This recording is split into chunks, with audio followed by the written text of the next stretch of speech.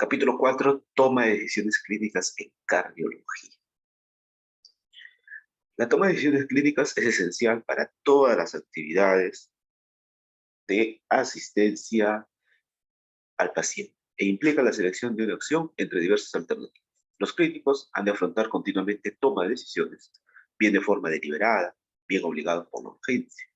Algunas decisiones pueden adoptarse de acuerdo con el paciente y otras deben tomarse en su nombre. En la mayoría de los casos, estas decisiones se toman en condiciones de incertidumbre. Todas ellas tienen sus consecuencias y algunas determinan, en última instancia, si el paciente sobrevivirá a la enfermedad y si se recuperará sin ulterior discapacidad. La toma de decisiones clínicas se está convirtiendo en un área de creciente complejidad. La cobertura de las opciones diagnósticas y terapéuticas se encuentra en permanente expansión. Entonces el número de revistas y artículos publicados es cada vez mayor y ello obliga al personal médico a mantenerse al nivel que marcan los avances del saber médico.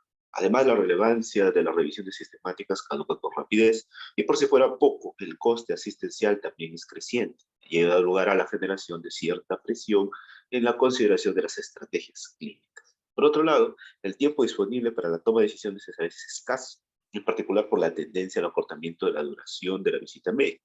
Y el objetivo del presente capítulo es ofrecer una visión general en la que destaquen las cuestiones clave para la toma de decisiones en cardiología. La dimensión de la ciencia de toma de decisiones comprende disciplinas tan diversas como estadística, sociología, psicología, economía y política, entre otras. Además, son múltiples aspectos a considerar, destacando entre ellos el planteamiento y ajuste de hipótesis, el uso e interpretación de pruebas diagnósticas, el razonamiento etiológico, la verificación del diagnóstico, la toma de decisiones terapéuticas y los medios y dificultades cognitivas. A pesar de la amplitud de este tema, los médicos deben familiarizarse con un grupo clave de conceptos que puede reforzar su habilidad para tomar decisiones y asegurar la promoción de lo que más interese a sus pacientes. Toma de decisiones diagnósticas. Determinar un diagnóstico correcto es fundamental para atender adecuadamente a los pacientes. Los diagnósticos pueden clasificar a un paciente en función de su fisiopatología subyacente, el pronóstico y la respuesta al tratamiento. Los retrasos en el diagnóstico o el diagnóstico incorrecto pueden tener consecuencias adversas para los pacientes. Hay muchos modelos conceptuales que subyacen en el enfoque de los clínicos en diversas circunstancias. La inferencia deductiva comienza con una hipótesis que puede comprobarse. Se puede evaluar la coherencia de las observaciones y las pruebas con la hipótesis. El conocimiento progresa en función de la aceptación, el rechazo y el refinamiento de las hipótesis. La inferencia inductiva comienza con observaciones empíricas que conducen a la elaboración de hipótesis aplicables. El diagnóstico médico suele basarse en inferencia inductiva que plantea las cuestiones, dado el estado del paciente, cuál es la probabilidad de que tenga diferentes enfermedades. Entonces, los médicos utilizan muchos tipos de razonamiento diagnóstico. En este artículo clásico, Cassirer consideró tres tipos principales: probabilístico, causal y determinista. El enfoque probabilista se basa en la estimación de la probabilidad de las diversas patologías y pronósticos y suele fundamentarse en la evidencia. El razonamiento causal fisiológico se centra en la comprensión de mecanismos relacionados con el conocimiento científico básico, ¿no? Anatómico, fisiológico, incluso bioquímico. Por su parte, el razonamiento determinista, basado en reglas, que tiene su raíz en la aplicación de normas no ambiguas para proceder a una toma de decisiones rápida. Las tres estrategias pueden ser complementarias. Las pruebas diagnósticas, bueno, los médicos emplean las pruebas diagnósticas para disminuir la incertidumbre sobre la presencia de la enfermedad, y una buena toma de decisiones exige una comprensión exhaustiva de los puntos fuertes y de las limitaciones de cada prueba diagnóstica.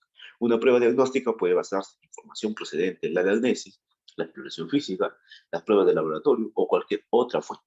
Esta información se utiliza para aumentar o reducir la probabilidad de un diagnóstico dado. Las características de la prueba transmiten información sobre el rendimiento de la misma y pueden expresarse en los términos de sensibilidad, especificidad, cociente de probabilidades y valores predictivos positivo y negativo.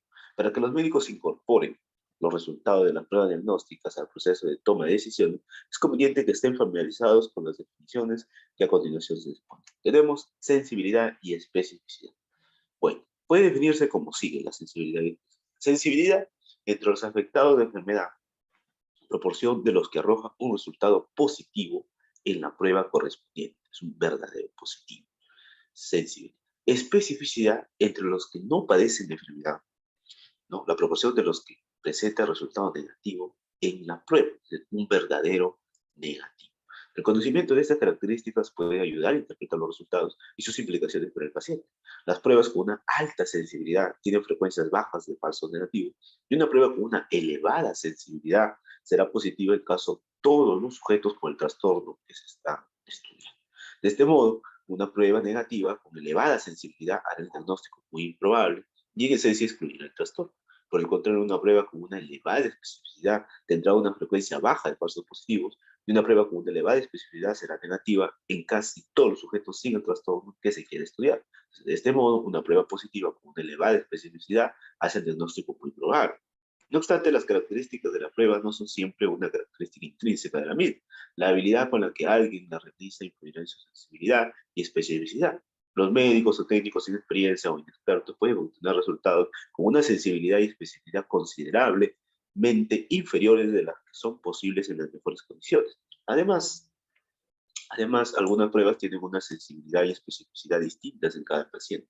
En el caso de la ecocardiografía, la sensibilidad y la especificidad de la prueba respecto a un hallazgo específico, como una vegetación, se basarán en la posibilidad de visualizar bien al paciente.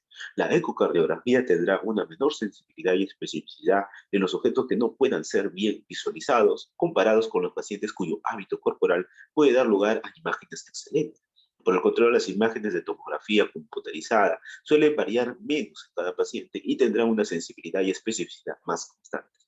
Al considerar las características de una prueba que varía con el paciente, es importante tener en cuenta las circunstancias de cada situación clínica. Los estudios que definen la sensibilidad y la especificidad de una prueba específica también pueden tener fallos, y los médicos deben estar alerta ante los problemas de estas estimaciones. En estudios de buena calidad, la prueba diagnóstica debe compararse con una prueba de referencia que haga la medida de forma independiente. Las estimaciones estables de las características de la prueba exigen grandes poblaciones de estudio. El estudio de las características de la prueba puede ser demasiado pequeño para definir el rendimiento de las pruebas con precisión. Un análisis de los estudios publicados sobre la precisión diagnóstica ha encontrado que solo en el 5% se realizó un cálculo previo del tamaño de la muestra. Varios tipos de sesgos pueden amenazar la validez de los estudios de las pruebas diagnósticas. Los estudios de prueba en poblaciones que no se parecen a las de la práctica clínica, sesgo de espectro, que puede incrementar artificialmente la estimación del rendimiento de la prueba. Puede producirse un sesgo de verificación parcial si la prueba de referencia se aplica de forma diferente a sujetos en función del resultado de la prueba evaluada en ese estudio en particular. Algunos estudios han usado incluso la prueba que se va a evaluar como parte de la definición del estándar de referencia, es decir, un sesgo de incorporación. Y hay que considerar estos sesgos a la hora de evaluar la capacidad de las estimaciones publicadas sobre la sensibilidad y la especificidad y su relevancia para la práctica. En los valores predictivos, un valor predictivo positivo entre quienes presentan una prueba con resultado positivo, la proporción de los que padecen la enfermedad, ¿no? Y el valor predictivo negativo entre los que presentan un resultado negativo, la proporción de los que no presentan la enfermedad.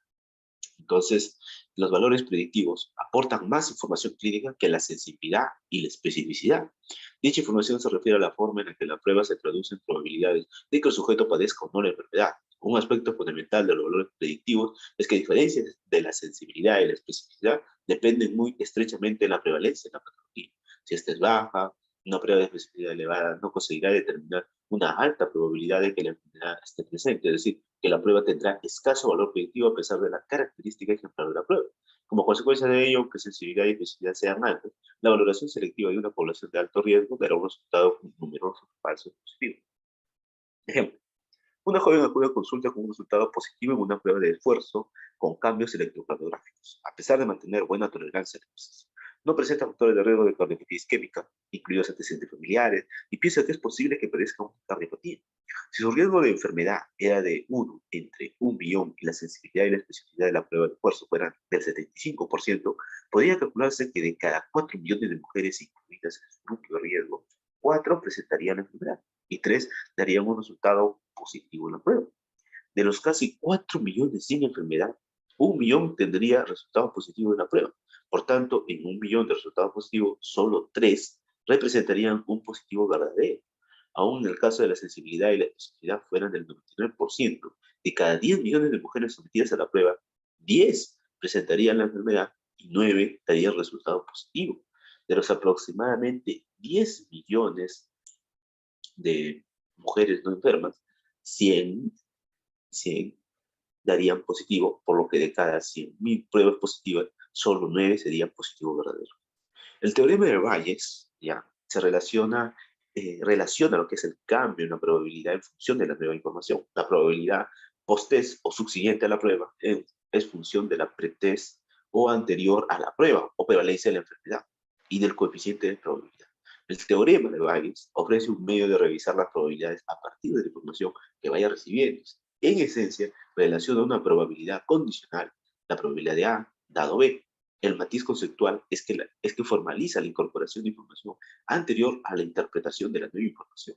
En el cociente de probabilidad, Likelihood Ratio, relación entre la probabilidad de un determinado resultado para una prueba en personas con una enfermedad y la probabilidad en personas que no la presentan. Bueno, el cociente de probabilidad, que es expresión de la precisión del diagnóstico, puede variar entre 0 e infinito. La probabilidad post-test de que un paciente presente la enfermedad puede calcularse a partir del CP, es decir, el cociente de probabilidad pretest por cociente de probabilidad. Un valor de CP de 1 no modifica la probabilidad posterior a la prueba, lo que indica que una prueba no aporta información útil. Si el cociente de probabilidad es muy superior a 1, la prueba aporta en cambio información sustancial. El efecto de CP en la probabilidad pretest es lineal. Ya existen nomogramas que facilitan la conversión de las probabilidades previas en probabilidades post-test. Y el CP puede dar una valoración de la utilidad de la prueba, pero que si la prevalencia es baja, la prueba puede no ser un buen indicador de la presencia de la enfermedad. Una importante consecuencia de realizar pruebas con tasas de probabilidad previa de enfermedad muy bajas o muy altas es el hecho de que la realización de la prueba puede, en tales casos, confundir más que clarificar la información, ya que cabe prever que se produzcan tanto falsos positivos como falsos negativos. En la definición de anómalo, otra cuestión importante relacionada con el uso de la prueba diagnóstica es la definición del término normal. Por convención, los resultados se califican con frecuencia en función de un criterio igual, normal, anormal, que constituye una interpretación de un resultado continuo. Expertos en toma de decisiones señalan que los valores umbral se establecen a menudo de manera arbitraria, sin que tengan una significación especial. En ciertos casos, dichos umbrales se basan en una distribución gaussiana de los resultados en una población enferma, y los valores anómalos se definen como los que presentan más de 2 desviaciones estándar con respecto a la media. Como alternativa, el umbral puede designarse sobre la base de un intervalo más allá de cuyos límites la enfermedad se hace más responsable. En otros casos es posible que el punto de corte se base en la información referida al intervalo dentro del cual es eficaz el tratamiento. En cualquier caso, los médicos han de tener en cuenta que no todos los resultados que se designan como anómalos son equivalentes y que un valor que sobrepase el umbral en escasa medida puede aportar una información distinta que otro que lo supere más ampliamente. Cuando enfocan los resultados desde una perspectiva binaria, en vez de continua, los médicos pueden perder información útil y potencialmente ver socavada la eficacia de su decisión. El valor de una prueba en la discriminación de una enfermedad en una población se caracteriza a menudo por su rendimiento a lo largo de un intervalo de umbrales para definir la enfermedad, generando lo que se define como curva característica del operador receptor. Tales curvas se desarrollan en los años 50 para diferenciar la señal del ruido.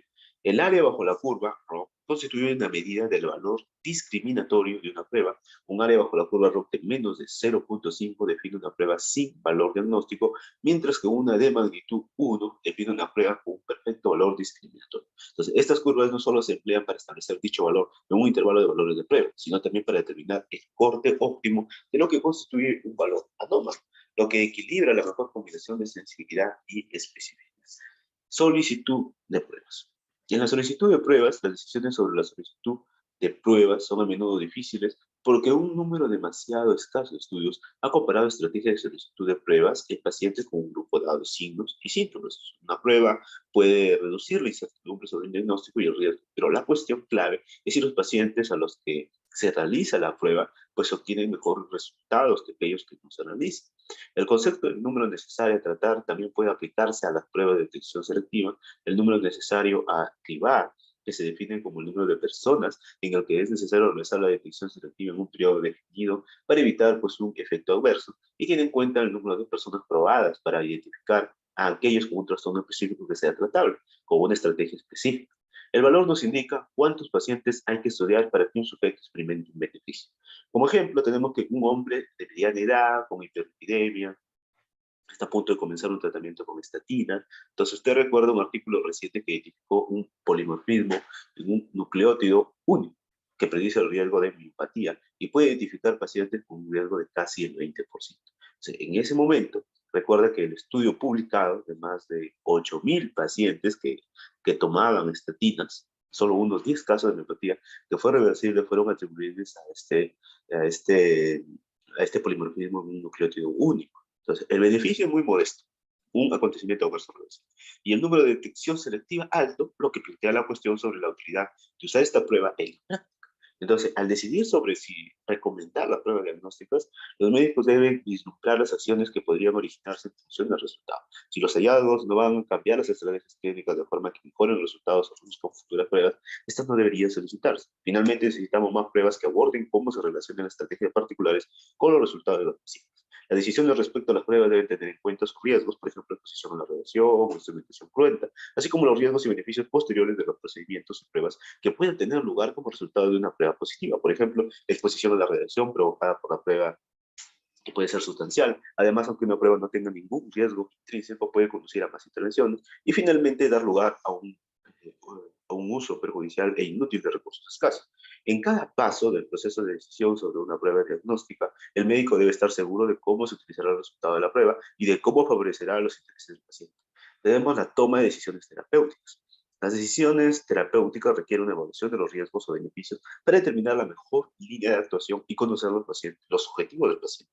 La cuestión más importante en este contexto es establecer si una determinada intervención puede mejorar el tiempo y la calidad de vida del paciente y cómo los riesgos, los beneficios y los requisitos se alinean junto a las preferencias del paciente. Además, el beneficio se comprende a menudo mejor en una estructura probabilística, porque la mayoría de las intervenciones no proporcionan ningún beneficio directo a todas las personas tratadas. Los médicos han de ser conscientes de la solidez de los indicios que pueden sustentar una decisión terapéutica y en función de ello los más fiables son los precedentes de ensayos aleatorizados y adecuadamente revisados. Los estudios observados en la serie de casos pueden aportar información útil, puede ser pero suelen ser menos concluyentes, con independencia de su diseño. Los médicos no deben asumir que todos los estudios que se publican, incluidos los aleatorizados, son de calidad. O sea, los criterios de valoración de la calidad de los estudios están bien definidos, aunque su exposición va más allá de los planteamientos de este capítulo. Las recomendaciones sobre práctica clínica del American College of Cardiology y la American Heart Association se rigen, bueno, en virtud de una ordenación condicionada por la información referida al tipo de datos y su fiabilidad. El nivel A se asocia a datos precedentes de múltiples estudios aleatorizados en metaanálisis. El nivel B se basa en los resultados de un solo ensayo, en los ensayos no aleatorizados. Y por su parte, el nivel C solo se fundamenta en la opinión consensuada de los expertos en estudios de casos o en pautas estandarizadas que pueden establecer a partir de razonamiento causal.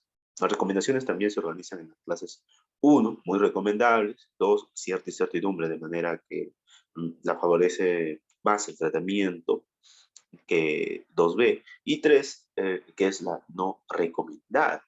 Entonces, por desgracia, incluso cuando existen estudios de calidad, no es frecuente que se disponga de distinciones individualizadas de riesgos y beneficios, aunque la validez interna de un estudio sea notable, su validez externa o generalizabilidad puede no serlo tanto, ya que los pacientes tratados en la práctica diaria no se asemejan a los que participan en estudios clínicos.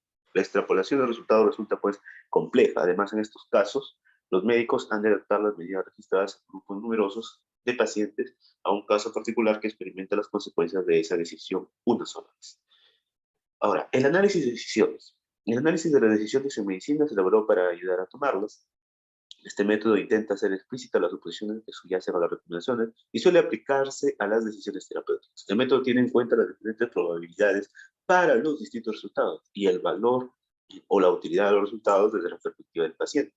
Al repetir el análisis con diferentes premisas sobre las probabilidades y utilidades de cada opción, este enfoque puede poner de manifiesto el nivel de sensibilidad y una decisión en relación con cierto, así como las condiciones bajo las cuales una estrategia se ve favorecida. Un análisis de decisiones no debe ser, no obstante, elemento generador obligado de una determinada opción. Se trata de una herramienta que facilita los intercambios de información propios de toda decisión en condiciones de incertidumbre. Lo que suele ser más beneficioso sobre este enfoque es la necesidad de establecer de forma explícita todas las opciones que son relevantes en el proceso de toma de decisiones. Ejemplo, la decisión de administrar tratamiento político a pacientes de 80 años o más era objeto de controversia cuando se introdujo este tratamiento, ¿no? Algunos médicos pensaban que el riesgo de hemorragia contrarrestaba las ventajas de la restauración del flujo sanguíneo en la arteria coronaria, y un análisis de toma de decisiones estableció las condiciones a considerar, incorporando estimaciones de riesgo y beneficios. Además, el análisis que evaluaba la decisión dentro de un amplio rango de estimaciones demostró que en dichos intervalos la decisión de aplicar el tratamiento era media favorable. El estudio permitió deducir que incluso una pequeña reducción relativa del riesgo daba lugar a una sustancial reducción absoluta del número de muertes asociado al riesgo de hemorragia, utilizando las mejores estimaciones sobre los beneficios. La decisión era favorable al tratamiento hasta que el nivel de riesgo de accidente cerebrovascular hemorrágico era superior al 4%. En la evaluación de las pruebas tenemos que la interpretación de indicios y datos está sujeta a numerosos matices, diversos aspectos resultan importantes por ser fuente habitual de confusión y por condicionar la calidad de decisiones. En los valores P, las variables estadísticas desempeñan una función destacada en la toma de decisiones terapéuticas, y el valor P de particular importancia en los estudios representa la posibilidad de que un resultado observado o uno más extremo pueda producirse bajo hipótesis, dado que la hipótesis nula propone generalmente que no hay efecto. El valor P representa la probabilidad de que la observación ocurra casualmente en ausencia de efecto del factor estudiado. Si la hipótesis nula es rechazada, se suele ver favorecida la hipótesis alternativa, que indica la presencia de dicho efecto. Entonces, el valor P expresa la probabilidad de los datos partiendo de que la hipótesis nula es verdadera, pero no la de que dicha hipótesis sea cierta a partir de los datos. Tampoco cuantifica la probabilidad de que la hipótesis nula sea falsa. De hecho, en condiciones adecuadas, la probabilidad de que la hipótesis nula sea falsa puede ser baja, incluso con valores P inferiores a 0.05. También existen otras pautas de enfoque de la inferencia estadística, y la estadística bayesiana rechaza los valores P en favor de la utilización de datos para actualizar sus estimaciones sobre un determinado parámetro. No obstante, a pesar de la creciente difusión del enfoque bayesiano, los ensayos de hipótesis eh, continúan predominantes. Entonces, dado que el valor P se usa tan frecuentemente en investigación clínica, los médicos han de tener en cuenta diversos aspectos relacionados con él.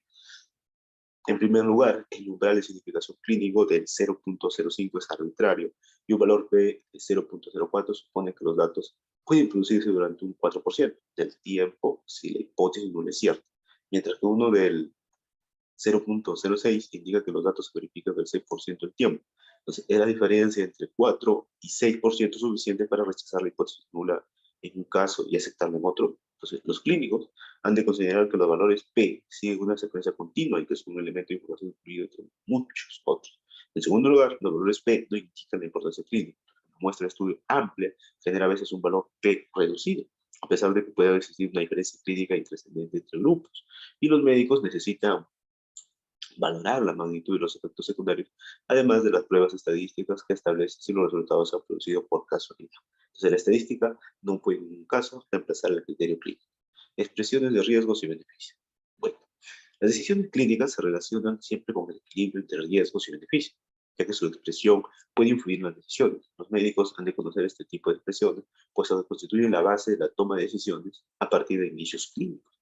El beneficio o riesgo relativo de una intervención se expresa a menudo como riesgo relativo o como cociente de posibilidades o probabilidad. Entonces, el riesgo corresponde a la probabilidad de que se produzca un determinado episodio, mientras que el cociente es la relación entre la probabilidad de ese hecho tenga lugar y la de que no se produzca. O sea, una probabilidad del 20% es 1 sobre 4, que representa un cociente de 1 entre 3 o un tercio. Entonces, la tasa de riesgo relativo de un determinado acontecimiento expresa la probabilidad relativa de que se tenga lugar cuando se comparan dos grupos. El cociente de posibilidades expresa la probabilidad del hecho de un grupo en comparación con otro. A pesar de su uso generalizado, el cociente de posibilidades resulta a menor utilidad que el riesgo relativo para la toma de decisiones. Las expresiones son similares cuando la tasa de acontecimientos de referencia es baja, menor al 5%, pero se diferencia cuando el riesgo y los efectos del tratamiento son de menor importancia. El cociente de posibilidades puede expresar asociaciones, pero a diferencia del cociente de riesgo, no expresa la magnitud relativa del efecto del tratamiento cuando el resultado es frecuente. Entonces, el cociente de probabilidades se utiliza a menudo en la investigación clínica debido a sus propiedades matemáticas y es bueno para identificar asociaciones en ciertas situaciones, pero los médicos deben saber sus limitaciones para estimar el efecto terapéutico. El beneficio relativo de cualquier intervención puede variar en función de la característica del paciente, que a menudo se explora mediante análisis de sus grupos. Por ejemplo, el tratamiento fluidoanalítico resultó eficaz en caso de sospecha de infarto agudo del miocardio, y el análisis de subgrupos puso de manifiesto que el beneficio era sustancial en pacientes con elevación del ST, pero no en los que no la presentaban. Entonces, la clave es que el análisis de subgrupos introduce la posibilidad de reconocer las asociaciones por casualidad. Entonces, los autores del estudio ISIS-2 aportaron una perspectiva de análisis de subgrupos, mostrando, por ejemplo, que los pacientes de SIDA bajo los signos de Géminis o Libra presentaban una probabilidad significativa inferior de beneficiarse del tratamiento clínico. Entonces, ello demuestra que, aunque el análisis de subgrupos ofrece importantes elementos de valoración, ha de ser interpretado siempre con precaución. Un defecto que presenta las estimaciones de beneficios relativos que no expresan información sobre lo que se consiga para los pacientes al variar los niveles de riesgo. Una pequeña reducción relativa de riesgo puede resultar significativa para un paciente de alto riesgo, mientras que una mayor carecería de importancia para un paciente con riesgo bajo. La reducción de riesgo absoluta, es decir, la diferencia entre las dos tasas, varía en función del riesgo individual. Por ejemplo, un índice de riesgo de 2 no diferencia entre los riesgos basales del 80 y el 30%, ni entre 0.08 y 0.03. En uno de los casos, la diferencia absoluta es del 50%, 5.000 de 10.000, y en el otro del 0.05% de 5 de 10.000. Entonces, en el primer caso se ve beneficiar uno de cada 2 personas, y en el otro solo sucede en uno de cada 2.000. Lamentablemente, el beneficio absoluto no se subraya adecuadamente en muchos artículos. El número de pacientes necesarios a tratar, que se calculará como inversa de la reducción de riesgo absoluto, representa el número de personas que deberán tratarse para prevenir un acontecimiento adverso. El uso del número de pacientes necesarios a tratar resulta útil para expresar el riesgo y el beneficio que incorporan el riesgo basal de los pacientes y es asimismo una forma adecuada de expresar el resultado de un ensayo. Para la toma de decisiones referida a un paciente particular, el riesgo basal no equiparable de los participantes en un estudio influirá de manera considerable en la estimación. En consecuencia, el número de pacientes necesarios a tratar del estudio debe modificarse en cada caso. Ejemplo, médicos y pacientes se hallan a menudo en condiciones de decidir si se ha de administrar ácido acetilsalicílico para la prevención primaria de la enfermedad cardiovascular. Para que el ejemplo resulte más sencillo, partamos de la base de que el paciente es hombre y médico, ya que tales rasgos conforman un grupo de los que se tiene abundantes datos. Una de las mejores fuentes de información a este respecto es el trabajo de Physical Health Study Pressure Group, que incluyó a 22.071 médicos en un ensayo controlado con un placebo doble ciego y aleatorizado para evaluar el efecto de 325 miligramos de ácido salicílico a días alternos frente a placebo sobre el riesgo cardiovascular. Entonces, el estudio concluyó con rapidez, ya que los datos daban una sustancial ventaja al uso de ácido acetilsalicílico. Los investigadores comunicaron pues una reducción del 44% en el riesgo de infarto agudo de miocardio. La reducción relativa parecía ciertamente importante, sin embargo, la absoluta era menos significativa. Entonces, el riesgo global de infarto agudo de miocardio en esta población era bajo, de 440 por cada 100.000 al año en el grupo placebo. Ha sido una reducción del 44% en una población de bajo riesgo, solo supone evitar 186 episodios de infarto agudo de miocardio de los 1.000 tratados. Pues en el estudio, 100 infartos agudos de miocardio fueron evitados, el 93% de los cuales no fatales, en 54.560 personas, ¿no?, de año de tratamiento. Entonces, en otras palabras, unos 540 médicos necesitaron tomar ácido salicílico a días alternos durante un año para evitar un infarto agudo de miocardio en una persona. Los 539 restantes no experimentaron beneficio alguno. Por otra parte, se observó una aceptada tendencia a la duplicación de riesgo reconocidamente bajo, ya que se produjeron accidentes cerebrovascular hemorrágico. Un riesgo relativo 2,14, intervalo de confianza 25%, de 0.96 a 4.77, P 0.06. En conjunto hubo 11 casos de accidentes cerebrovascular hemorrágico añadidos. De cada 9 infarto agudo de miocardio evitados, hubo un caso adicional de accidentes cerebrovasculares. El riesgo global de accidentes hemorrágicos fue ligero, pero no significativamente elevado en el grupo tratado con ácido acetilsalicílico. El riesgo relativo, 1.22, intervalo de confianza 25%, de 0.23 a 1.60, de 0.15. En el que también se produjeron 11 episodios adicionales de accidentes cerebrovascular hemorrágicos. El riesgo de muerte no fue significativamente diferente en los dos grupos, riesgo relativo de 1.22, intervalo de confianza de 25%, de 0.80 a 1.14, de 0.64. Y la expresión del resultado en términos de reducción del riesgo absoluto ofrece una perspectiva para cada paciente individualizado que resulta más fácil de comprender que la reducción relativa del riesgo. El elemento primordial a este respecto es que la reducción relativa del riesgo solo aporta parte de la información pertinente para tomar una decisión y que la presentación puede afectar a dicha decisión. El hecho de que 540 médicos decidan tomar ácido salicílico durante un año a días alternos para que uno solo de ellos presente efectos beneficiosos o un costo de accidentes cerebrovasculares por cada 9 infartos agudos miocardio evitados, bueno, resulta difícil de trasladar a la práctica sin valorar las preferencias adicionales, personales. Algunos pacientes considerarán que el resultado es favorable y otros que no. Por otra parte, el público puede verse desconcertado por un exceso de información que, tratándose de valorar, de valoración de riesgo, resulta difícil de procesar. Las observaciones de este estudio se reforzaron en un metaanálisis de todos los ensayos de prevención primaria, el beneficio absoluto muy pequeño, incluso en un grupo de prevención primaria de riesgo más alto, podría llevar a los pacientes a decidir no tomar el ácido acetilsalicílico en este marco. Estratificación del riesgo.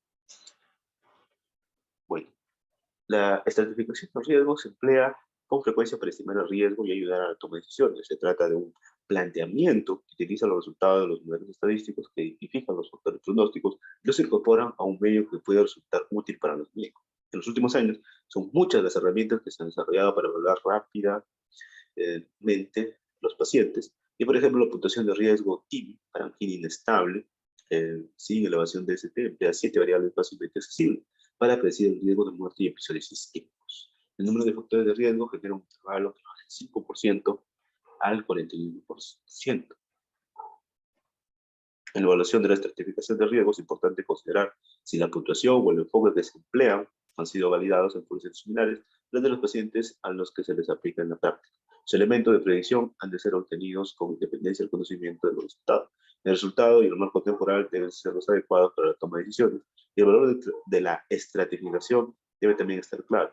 Mejorar la precisión en la estimación del riesgo sin consecuencia equivale a solicitar pruebas que no guardan relación con el tratamiento. Y por otra parte, la estratificación de riesgo puede ayudar a calcular el beneficio absoluto y poner el equilibrio de riesgo y beneficio de una intervención en la perspectiva adecuada.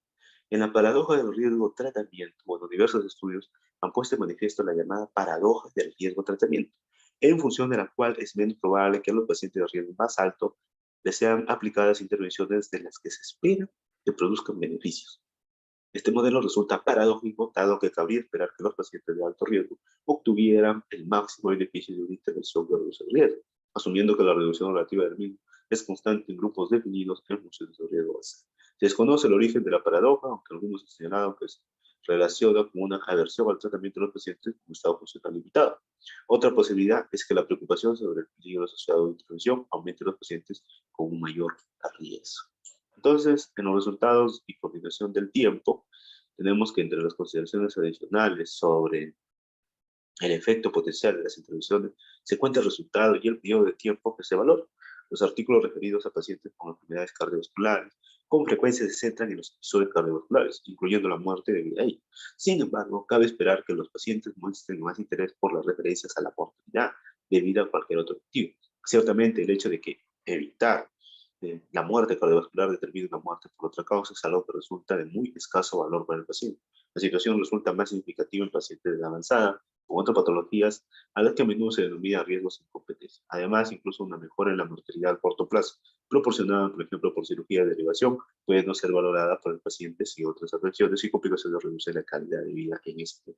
La calidad de vida y el estado de salud general suelen ser ignorados en los estudios clínicos y, sin embargo, son muy importantes para los pacientes. El hecho de centrarse en los resultados específicos adultera a veces importantes aspectos de una intervención. Y la clave está en que si se evalúan múltiples parámetros en un estudio, aumenta la posibilidad de hallar falsos positivos. Otro importante factor es que parámetros intermedios o sustitutos, como el cambio en la fracción de dirección, no siempre se corresponden con parámetros como la supervivencia. En los tipos de resultados, al evaluar las pruebas, los médicos deben estar particularmente atentos a los resultados que se evalúan. Lo ideal es evaluar las intervenciones por su efecto en la calidad o cantidad de vida del paciente. Muchos estudios usan sustitutos de resultados, medidas que se relacionan de forma más distante con la experiencia del paciente, pero que se espera que se relacione con la probabilidad de que se vea afectada la calidad o cantidad de vida del paciente. Estos sustitutos de resultados reflejan a menudo información sobre las características biológicas del paciente y en estudios epidemiológicos tienen valor pronóstico. Sin embargo, no es posible saber si una intervención que modifique un sustituto de resultado tendrá el efecto esperado sobre los pacientes. Hay muchos ejemplos en medicina de cambios de sustituto o resultado que no se traducen en beneficio para los pacientes. Los médicos que evalúan la literatura médica deben saber si el resultado refleja la experiencia del paciente. Como ejemplo, se sabe que las concentraciones de la lipoproteína de baja densidad reflejan el ambiente heterógeno del sujeto y pronostican los futuros resultados cardiovasculares.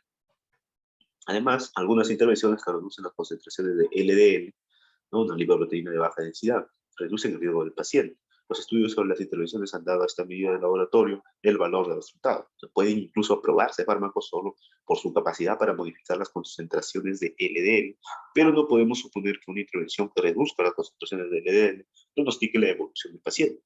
En torcetrapib, un inhibidor de la proteína de transferencia de ésteres, colesterol, reduce las concentraciones de LDL y aumenta la concentración de lipoproteína de densidad alta. Y se ha predicho que reduce el riesgo cardiovascular acentuado, pero el resultado del ensayo ha demostrado que los sujetos del grupo de torcetrapib tienen una mayor mortalidad, aunque también tengan reducciones acentuadas de las LDL y aumentos de las HDL.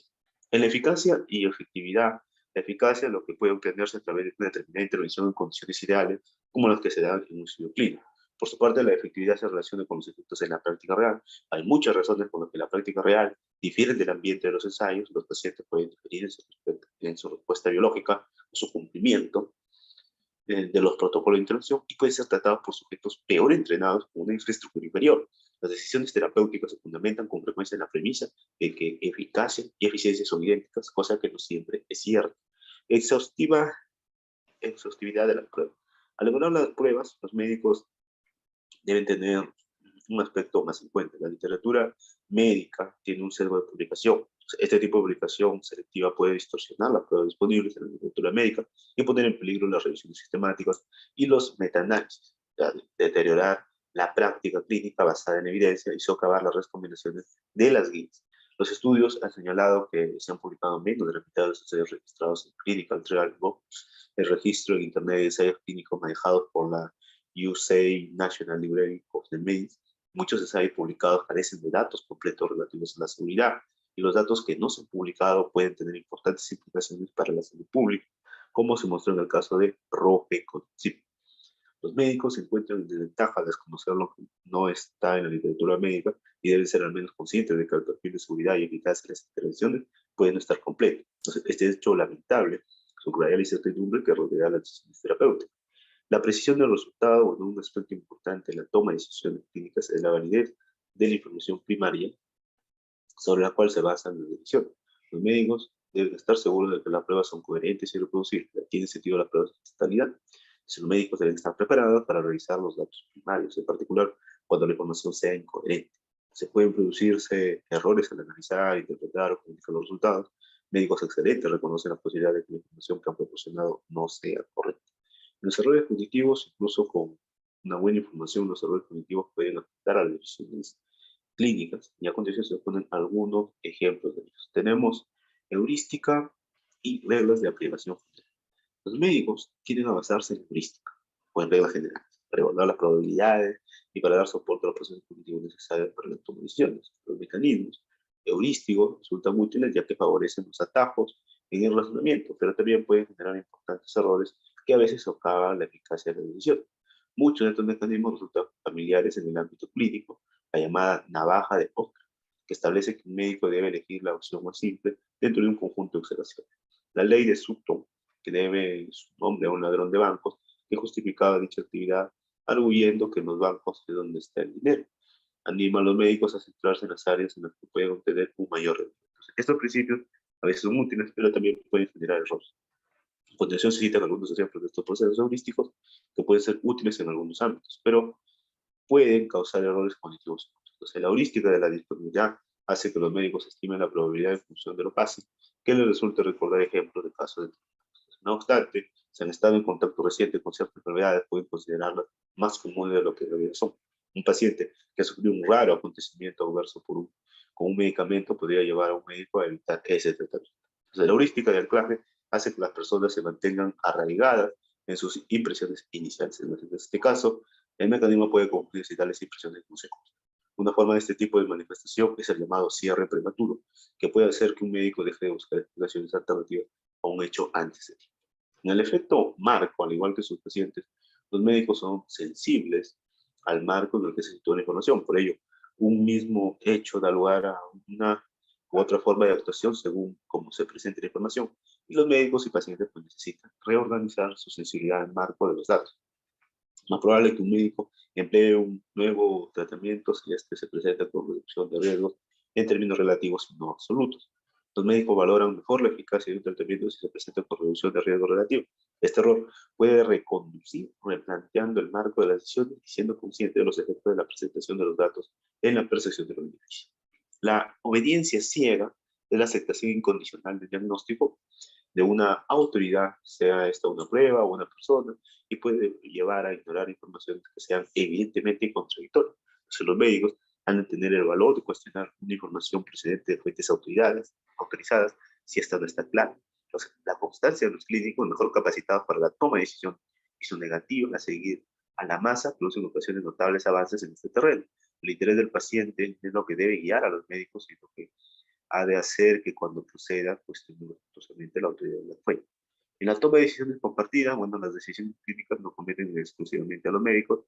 El principio de autonomía establece que los pacientes conservan el control de su cuerpo y que han de dar su consentimiento para ser sometidos a intervenciones, salvo en circunstancias excepcionales. El consentimiento informado constituye la base de este planteamiento. Por desgracia, no existe acuerdo sobre cuál es la mejor forma de implicar a los pacientes y sobre cómo enfocar el problema de su heterogeneidad en lo que responde a su participación activa en la toma de decisión. Dado que es necesario coordinar los objetivos terapéuticos y las preferencias y valores del paciente, es importante conseguir que éste se comprometa en tal sentido siempre que sea posible. Y es especialmente necesario en lo que respecta a decisiones importantes, sobre todo si su nivel de certeza es intermedio o bajo, o en las que no sean emergentes. Entonces, son muchos los aspectos de la comunicación de riesgos y beneficios en primer lugar. Se trata de una información que adopta múltiples formas. Las dimensiones de riesgo o beneficio incluyen su identidad, permanencia, duración, probabilidad y valor para un determinado paciente. Todo ello ha de ser valorado en la toma de decisiones. Lamentablemente, hay relativamente pocas pruebas que guíen a los médicos a la hora de comunicar mejor los riesgos a los pacientes.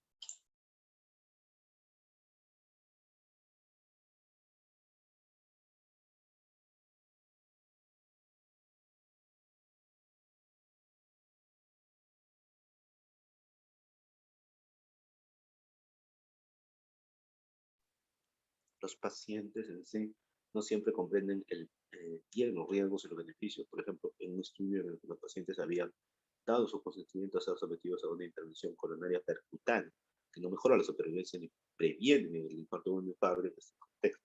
Entonces, el 75% de los participantes pensaban que la práctica sí prevenía el infarto de un miocardio y el 71% hacía lo propio en relación con la supervivencia. Pero por otra parte, solo el 46% de los pacientes estaban en condición de identificar una posible complicación. Dentro de este grupo, el 67% declaraba que estaba implicado en la toma de decisiones, al menos al mismo nivel que el médico.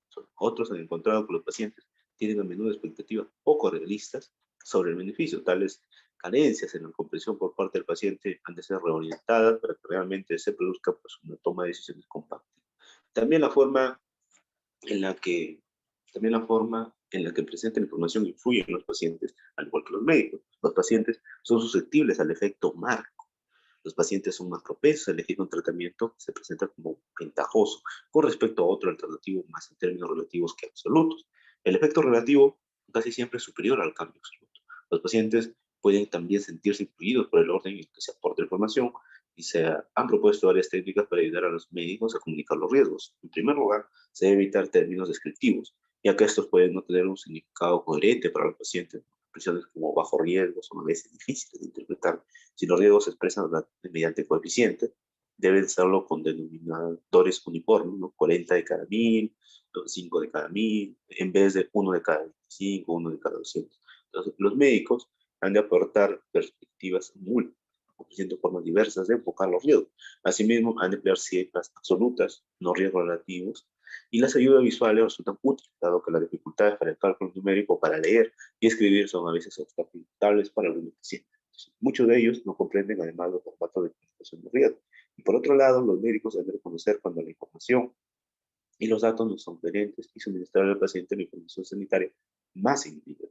Entonces, la toma de decisiones compartida debe interpretarse y partir de 5 fases: valoración, asesoramiento, acuerdo, asistencia y seguimiento. En primera instancia, el médico debe evaluar al paciente y a continuación debe asesorarle sobre las opciones con sus correspondientes riesgos y beneficios. Después, médico y paciente tienen que llegar pues, a un acuerdo sobre el plan que mejor se ajuste a las preferencias y valores de este último. La siguiente fase es la asistencia por parte del médico para la puesta en práctica del plan. Y por último, médico y paciente deben organizar el seguimiento. Adopción de innovaciones. En el curso de la toma de decisión clínica, los médicos están permanentemente expuestos a nuevas informaciones e innovaciones y es necesario decidir si se adopta nuevas prácticas en función de ello. Entonces, el modelo de difusión de innovaciones promovido por Everett Rogers describe una curva en S en función de la cual algunos adoptan esta práctica más pronto que otros, llegando a aceptarlas la mayoría con cierto retraso. Entonces, en medicina este tipo de innovación se observa frecuentemente.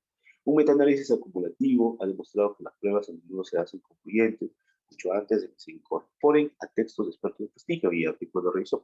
Por otra parte, la experiencia con la espironolactona ha demostrado que incluso cuando se adoptan nuevos tratamientos, pueden aplicarse a poblaciones a las que se excluyó de los ensayos por posible riesgo. La apreciación de la necesidad de mejorar la incorporación adecuada de nuevos conocimientos en la práctica clínica ha instado a mejorar la calidad de la asistencia.